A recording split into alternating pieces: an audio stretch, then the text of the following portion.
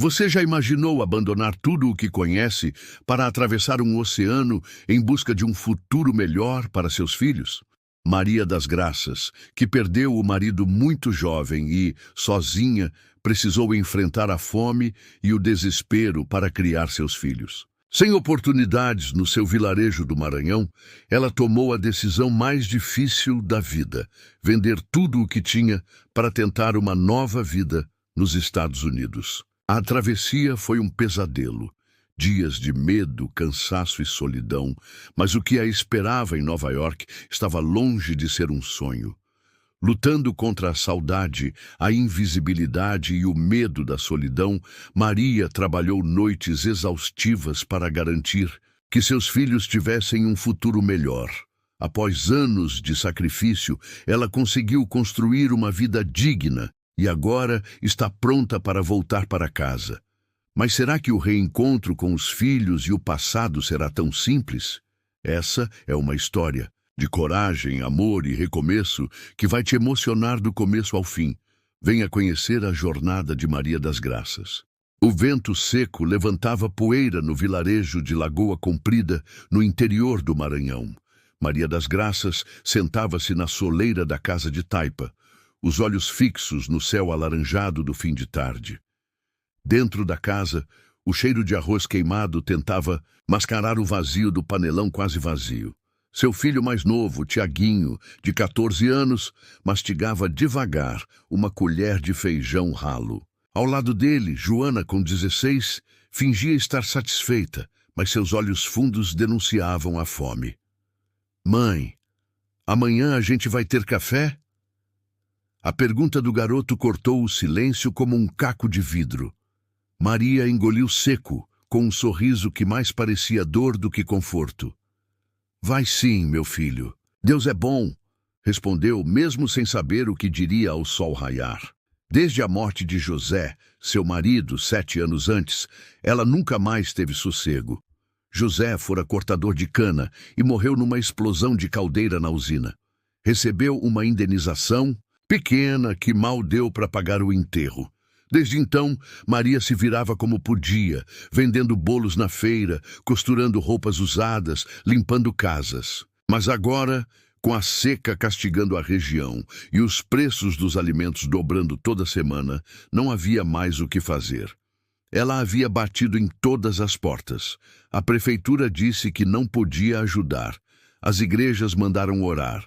Alguns vizinhos contribuíram, com 1 quilo de arroz, uns ossos de boi, mas aquilo não era vida, era sobrevivência. Naquela noite, depois de colocar os filhos na rede, Maria ficou sentada na escuridão da sala, abraçada aos joelhos, escutando o som dos grilos. Foi quando Dona Carmelita, sua vizinha, bateu à porta. "Maria, posso entrar?" "Claro, Dona Carmelita." A velha se aproximou devagar, os olhos marejados. "Fiquei sabendo de uma coisa. É loucura, mas pode ser uma saída." Maria se endireitou atenta. "Um homem veio de São Luís. Disse que conhece gente que leva para a América. Gente que já foi e voltou com dinheiro. Trabalhar lá, juntar dólar. Para a América?" Maria sussurrou com incredulidade. Disse que cobra 35 mil. Leva por terra. Coiote, sabe?" Maria ficou em silêncio. Aquilo era insano. Ela não tinha nem R$ 1.000 guardados. Mas a palavra dólar grudou em sua mente como uma fagulha em palha seca. Naquela madrugada, Maria não dormiu. A lembrança da pergunta de Tiaguinho ecoava como um tambor. "Vai ter café amanhã?" Na manhã seguinte, tomou a decisão. Vendeu a moto que José lhe deixara, depois os móveis. Por fim, o pequeno lote herdado do pai. Faltavam ainda 15 mil. Pegou emprestado com seu Gervásio, o agiota da vila. "Juros são altos, Maria. Se não pagar, eu pago, nem que seja do outro lado do mundo." Respondeu com a voz firme. Antes de partir, abraçou os filhos com força. "Vou trazer o mundo para vocês. Nem que para isso eu tenha que atravessar o inferno e com uma mala pequena, cheia mais de esperanças do que de roupas." Maria embarcou num ônibus rumo a São Luís. Era o começo de uma travessia que mudaria sua vida e a de todos ao seu redor, para sempre. A rodoviária de São Luís estava tomada por um calor sufocante e um vai e vem de gente apressada.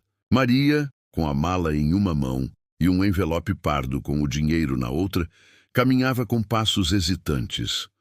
O homem que a receberia, conhecido apenas como Júnior do Norte, havia mandado um recado por mensagem. Procura um carro prata, com vidro fumê. Estarei lá às 14h. Quando o carro parou, Maria hesitou. O motorista nem desceu. Apenas abriu o vidro e olhou para ela. Maria das Graças? Perguntou direto. Ela assentiu com a cabeça. Entra, tá tudo pronto. Dentro do carro, o ar-condicionado fazia contraste com a tensão no ar.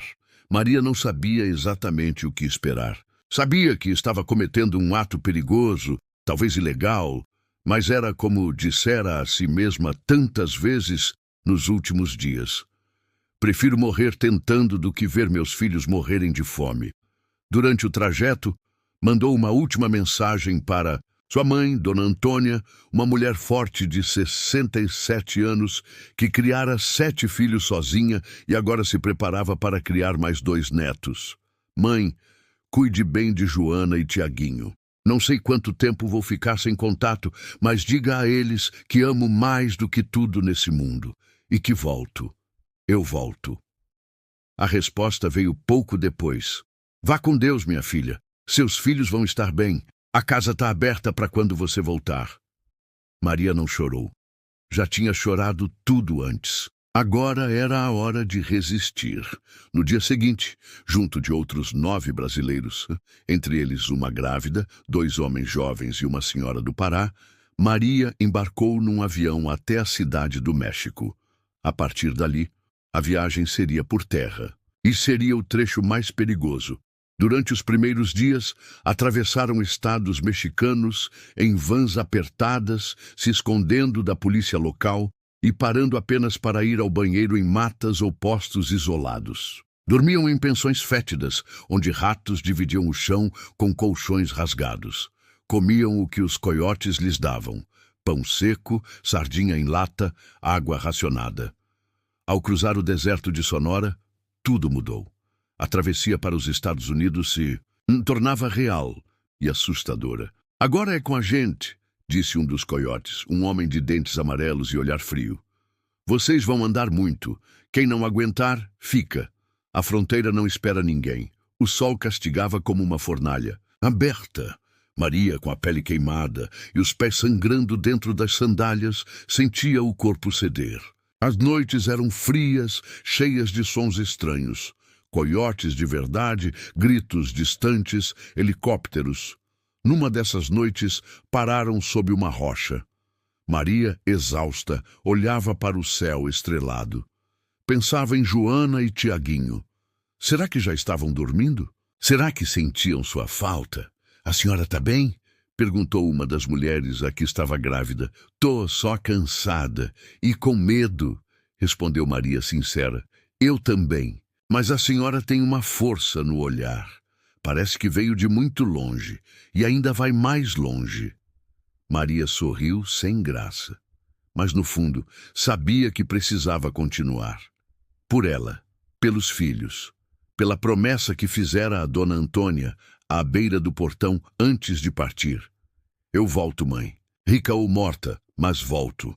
O deserto ainda os engoliria por mais 4 dias, e o pior ainda estava por vir. O 4º dia no deserto começou com o cheiro do próprio suor impregnado na roupa e o som seco de passos hesitantes sobre a areia quente. Maria já não sentia os dedos dos pés. As bolhas haviam estourado e os cortes abertos ardiam como fogo vivo. A garrafa de água estava quase vazia e os lábios rachados doíam a cada palavra. Vamos! Mais 2 horas e chegamos ao ponto. Espera! Gritou o coiote à frente, impaciente. Maria carregava apenas uma sacola pequena, com a Bíblia do avô e uma muda de roupa fina. O pouco que trouxera do Maranhão já havia ficado para trás. O que não foi roubado, foi abandonado. A sobrevivência agora era só pele, osso e força de vontade. O sol castigava do alto quando, de repente, o grupo parou. Um helicóptero sobrevoava ao longe, e os coiotes mandaram todos se abaixarem. Deitaram entre arbustos espinhosos, tentando se tornar parte da paisagem. Maria sentiu o coração bater tão forte que parecia saltar do peito. Ao lado dela, a mulher, grávida, Camila de Recife, chorava em silêncio. "Vai ficar tudo bem, minha filha. Tá quase acabando", sussurrou Maria, apertando sua mão. "Eu não devia ter vindo", soluçou a jovem. "Mas meu marido me bateu. Eu precisava fugir. Só queria uma vida nova para o meu bebê." Maria apertou ainda mais sua mão. Sabia que todos ali tinham deixado algo para trás.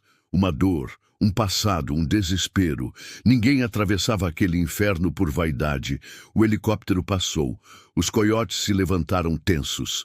"Vamos! Rápido!" Depois de mais uma hora sob o sol escaldante, chegaram a um ponto escondido entre pedras. Ali, um caminhão os esperava. Era um baú apertado, sem ventilação. Foram amontoados como gado. Maria mal conseguia respirar. O ar era quente, abafado. Gente tossia, vomitava. Camila, a grávida, entrou em pânico. Maria a abraçou. "Fica comigo, respira comigo." "Fecha os olhos e pensa no seu filho. Ele precisa de você." Horas depois, o caminhão parou. Vozes em espanhol gritavam do lado de fora. O baú se abriu. Um dos coiotes fez sinal. "Chegamos. Bem-vindos à América." Mas não houve comemoração. Apenas um silêncio sufocado de alívio e medo. Estavam nos arredores de El Paso, no Texas. A partir dali, cada um seguiria por conta própria. Maria e Camila foram levadas até uma casa simples, onde descansariam por uma noite. Um dos coiotes lhes deu orientações rápidas. "Amanhã cedo, vocês pegam um ônibus para Nova York. Aqui está o endereço da pessoa que vai te receber. Leva comida na bolsa, não conversa com ninguém e finge que é só mais uma passageira. Entendeu?" Maria assentiu, apertando o papel com força nas mãos. Era o nome da conhecida distante que prometera abrigo. Naquela noite, deitada num colchão, vindo no chão, Maria chorou baixinho.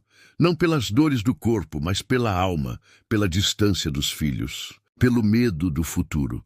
Mas mesmo ali, no fundo do poço, ela se fez uma promessa. "Eu não vim até aqui para desistir. Cada passo foi por Joana, cada dor foi por Tiaguinho. Eu vou vencer, nem que isso custe o resto de mim." No dia seguinte, embarcaria, num ônibus rumo ao desconhecido, a cidade onde o sonho americano poderia começar ou desabar. A viagem até Nova York durou mais de 2 dias. Maria atravessou estados que nunca tinha ouvido falar, observando pela janela imagens que pareciam de outro mundo. Rodovias sem fim, lanchonetes brilhando no meio do nada. Pessoas com roupas diferentes, andando apressadas. Ela não dormia direito. O medo de ser questionada, parada, presa, tudo isso rodava em sua cabeça. A cada parada do ônibus, o coração batia mais forte. Mas ela apenas mantinha o olhar baixo, as mãos sobre o colo, a voz calada. Chegou à rodoviária no Bronx ao amanhecer. A cidade parecia uma máquina viva, barulhenta, fria e cheia de pressa. Maria segurava um papel amassado com um endereço e o nome, Irene. Uma conhecida distante que havia migrado anos antes e prometera lhe dar abrigo por alguns dias.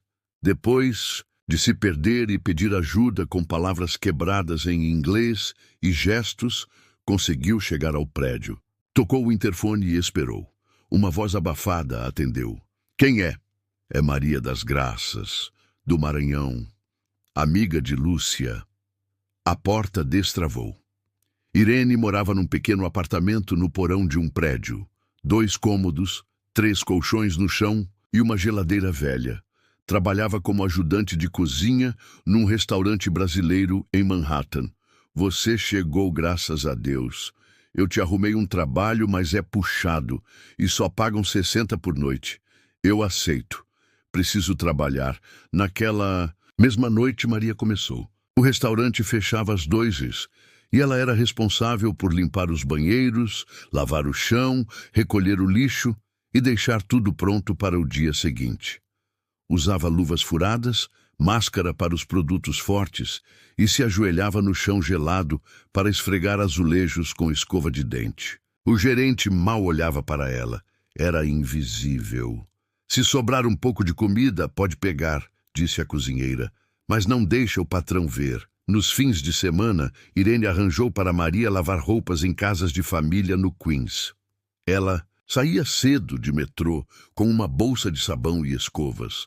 Encarava escadas sem elevador, latidos de cães, patrões rudes. Dormia cerca de 3 horas por dia. Vivia de café forte e pães amanhecidos. Sentia falta dos filhos como se tivesse deixado o coração no Brasil. Ambos estavam com Dona Lourdes, a mãe de Maria, uma mulher de fibra que segurava as pontas enquanto a filha batalhava longe. Mãe, não se preocupe. Eu estou mandando dinheiro até dia 10, como prometido, dizia Maria por ligação de WhatsApp, escondida no banheiro, com lágrimas nos olhos. Só cuida de ti, minha filha. O resto a gente aguenta. E assim os dias viraram meses. E os meses, anos. Maria aprendeu a se mover como sombra na cidade que nunca dorme. Era invisível para muitos, mas cada centavo que economizava construía o futuro dos filhos. Cada noite mal dormida era um tijolo na esperança. Maria passou a viver num ciclo automático. Trabalho, metrô, faxina, metrô, comida fria, sono leve. Seus sonhos cabiam num envelope, os mesmos envelopes que ela enchia com dólares cuidadosamente trocados mês após mês, e mandava para Dona Lourdes no Maranhão. Compra o material da escola e vê se consegue pagar a conta de luz do mês passado, mãe. Vou dar um jeito. Aqui está tudo certo, minha filha. Mas Maria sabia que nem tudo estava certo. A voz de Dona Lourdes vinha mais fraca nas ligações, como se o tempo estivesse pesando, mais sobre ela do que sobre os anos. E os filhos, tão presentes no coração, começavam a se tornar distantes nas palavras. Mãe, eles estão crescendo. Às vezes ficam calados, cabeça cheia, mas eles sabem do sacrifício da senhora, dizia Dona Lourdes, tentando consolar. Maria escrevia cartas que nunca teve coragem de enviar. Elas ficavam dobradas dentro de uma caixa escondida sob o colchão. Tiago, minha vida, você já não deve mais ser aquele menino que brincava com latinha no terreiro. Sinto falta do seu sorriso. Espero que um dia entenda o que a mãe fez por amor. Joana, minha filha, me perdoe pelas noites que não estive ao seu lado quando você chorou. Cada centavo que eu ganho aqui é pensando em você. Eu te amo mais que tudo. Certa noite, ao sair do trabalho, Maria caminhava pela neve fina. Era inverno em Nova York. O vento cortava o rosto e as botas furadas não protegiam os pés. Ela se sentou num banco do metrô, esperando o trem da madrugada, e começou a chorar. Pela primeira vez em muito tempo, chorou alto. Ninguém olhou, ninguém ouviu. Era como se fosse parte do concreto. No dia seguinte, Irene percebeu. Você precisa descansar, Maria. Assim você não aguenta. Eu não posso parar. Se eu parar, eles param também. Maria continuou, teimosa, resiliente, incansável. Do outro lado do oceano, Dona Lourdes fazia o que podia. Criava os netos com firmeza e amor. Cozinhava feijão ralo, costurava roupas doadas, ensinava respeito e fé. A mãe de vocês é uma guerreira, nunca esqueçam disso, dizia para os filhos de Maria. E eles nunca esqueceram. Mesmo em silêncio, mesmo com saudade, sabiam que a mulher que limpava banheiros do outro lado do mundo era a razão de terem cadernos novos, chinelos no pé e um futuro possível. Maria não sabia quando voltaria, mas sabia por que havia partido. E isso bastava para seguir. 5 anos se passaram desde que Maria pisou em Nova York.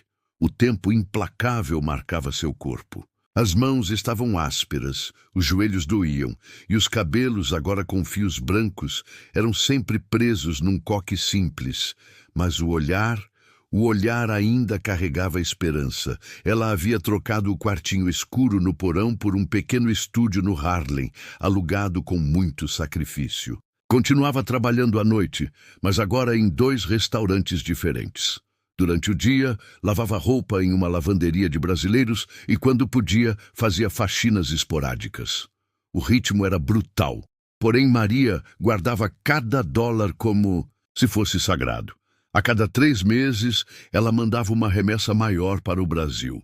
E foi com esse dinheiro que Dona Lourdes conseguiu reformar a casa antiga onde moravam. Com esforço, compraram uma geladeira nova, colocaram água encanada e pagaram as mensalidades atrasadas da escola. Em uma tarde de domingo, enquanto voltava da lavanderia com as mãos rachadas e os braços doloridos, Maria viu algo na calçada que a fez parar. Uma menina de cerca de 6 anos vendendo flores num balde velho. Tinha a pele morena como a dela e o mesmo olhar determinado. A criança se aproximou. "Quer comprar uma flor, moça?" "Só $1. Maria abriu a carteira. Tinha $5. Pensou por um instante. "Eu compro todas." Os olhos da menina brilharam. "Sério?" "Sério, mas quero uma coisa em troca. Você me promete que vai estudar, que vai ser alguém na vida?" A menina assentiu, surpresa. "Minha mãe sempre diz isso." Maria sorriu. Ajoelhou-se e ajeitou o casaco da menina, como se fosse sua própria filha. Aquele momento mexeu fundo com ela. Caminhou até em casa com o buquê improvisado nas mãos e um nó na garganta. Naquela noite, não dormiu. Pegou o celular e ligou para o Maranhão. "Mãe, tá todo mundo bem?" "Estamos sim, minha filha. Teus filhos estão crescendo com juízo. Sabe, acho que vou voltar." Silêncio do outro lado. "Tem certeza, Maria?" "Tenho. Já consegui guardar um bom dinheiro e a senhora disse que conseguiram terminar a casa. Pensei em comprar um terreno e construir 2 kitnets para alugar. Posso viver disso e quero ficar perto dos meus filhos." "Eles cresceram sem mim, mãe." "Ainda há tempo, minha filha. Sempre há." Maria desligou com os olhos marejados. Pela primeira vez em anos, sentiu o peito leve. Sabia que ainda havia muito a fazer, mas também sabia que a vida é feita de ciclos. E o dela estava prestes a mudar. Ela escreveu mais uma carta naquela noite. Mas diferente das outras, essa ela enviaria. "Meus filhos, estou voltando. Não sei como vão me receber, mas saibam que tudo o que fiz foi por amor. Me esperem no portão." O avião pousou sob o céu claro de São Luís, e o calor nordestino abraçou Maria como um velho conhecido. Ela carregava apenas uma mala azul, gasta pelos anos, e uma sacola plástica onde guardava o envelope com seus últimos dólares trocados em reais. Era fim de tarde quando o ônibus balançou pelas estradas esburacadas do interior do Maranhão. Cada curva parecia trazer de volta um pedaço esquecido da memória. O cheiro da terra molhada, os mandacaros pelo caminho, os currais com bois magros e crianças brincando com bola de meia. Maria encostou a cabeça no vidro e chorou baixinho. Depois de tantos anos, estava voltando. Quando desceu no ponto perto do vilarejo, reconheceu o campo de futebol improvisado e a mercearia de seu Amadeu, agora com fachada nova. Carregando a mala pesada, caminhou pelas ruas de terra batida até avistar o portão de ferro azul que ela mesma ajudara a soldar anos atrás, quando ainda vivia com o marido. A casa estava de pé, e mais bonita do que lembrava. Foi Dona Lourdes. Quem a viu primeiro? Sentada na varanda de cadeira de palha, abanando-se com um leque de jornal. Maria, ela não respondeu. Apenas correu, abraçando a mãe com força, as duas soluçando sem palavras. A vizinhança começou a se juntar, chamando, os filhos avisando um ao outro. Maria das Graças voltou. "Onde eles estão, mãe?" "Estão na cidade, foram buscar umas coisas, mas já vêm. Espera aqui." Maria entrou. A casa era simples, mas acolhedora. No quarto ainda havia um retrato antigo dela com os filhos quando eram pequenos. No canto da cozinha, um fogão a lenha que Dona Lourdes ainda preferia usar. Pouco depois, ouviu vozes no portão. "Mãe!" chamou a filha, olhando assustada. Maria se virou devagar. "Meu Deus! É você mesmo?" Maria abriu os braços. O abraço foi longo, apertado, desesperado, como se tentassem recuperar cada minuto perdido. O filho chegou logo em seguida, com os olhos marejados, sem conseguir dizer nada. Apenas se ajoelhou aos pés dela, num gesto de reverência e dor. "Eu senti tanto a falta de vocês", disse Maria com a voz embargada. "A gente também, mãe. A gente nunca esqueceu." Naquela noite, sentaram-se os três à mesa com Dona Lourdes. Comeram arroz, feijão e farinha. Simples, mas com gosto de lar. Maria olhava os rostos dos filhos como quem admira uma obra-prima. Eles haviam crescido. Eram adultos agora. Mas ainda eram dela. E pela primeira vez em muito tempo, Maria dormiu sem medo. Dormiu no Brasil. Dormiu em paz. Os dias seguintes foram de ajustes e descobertas. Maria sentia o calor da terra natal misturado com o peso do passado que não se apagava facilmente. O vilarejo, embora pequeno, parecia maior do que antes, como se cada canto guardasse histórias que ela não conhecia mais. Os filhos, agora adultos, tinham sonhos e dúvidas que Maria precisaria entender. Tiago sonhava em trabalhar na agricultura familiar, desejava cuidar da terra e inovar, enquanto Joana queria ser professora, levar conhecimento para crianças da região, assim como Dona Lourdes havia feito com ela. "Mãe, a senhora fez muito por nós", disse Tiago numa tarde em que sentaram sob a sombra de uma mangueira. "Agora é nossa vez de cuidar da senhora." Maria sorriu, sentindo o coração quente. A vida tinha dado voltas, mas ali estava a família, reunida, forte, juntos. Decidiram investir no terreno que Maria comprara antes de voltar, construindo pequenas casas para alugar e gerar renda para todos. Dona Lourdes, com seus passos lentos mas firmes, ajudava nas tarefas da casa, enquanto Maria reaprendia a viver o ritmo do sertão. As noites eram preenchidas por conversas profundas, lágrimas e risos, momentos que há muito não experimentava. Em uma dessas noites, olhando as estrelas, Maria fez uma promessa silenciosa.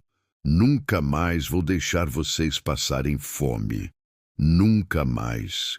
E enquanto o céu se iluminava com a imensidão do universo, Maria das Graças sentiu que, finalmente, havia encontrado seu lugar. Não era uma terra de riquezas ou luxo, mas um lugar de amor, luta e esperança. A mulher que cruzou fronteiras para salvar seus filhos, agora se tornava a raiz firme que os sustentaria, mostrando que, mesmo nas dificuldades, o amor e a coragem transformam destinos.